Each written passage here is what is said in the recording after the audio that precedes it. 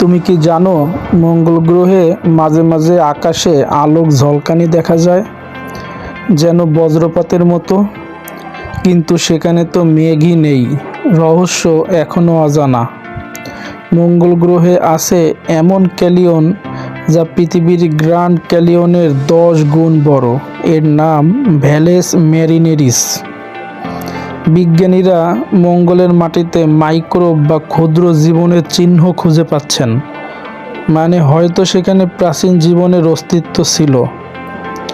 মঙ্গলে একদিন মানুষের শহর গড়ে উঠতে পারে, কারণ নাসা ও স্পেস এক্স ইতিমধ্যেই সেই মিশন শুরু করেছে। আরেকটা মজার ব্যাপার, মঙ্গলে একটা বছর পৃথিবীর প্রায় 687 দিন। মানে ওখানে এক বছর কাটাতে গেলে প্রায় পৃথিবী 2 বছর লাগবে।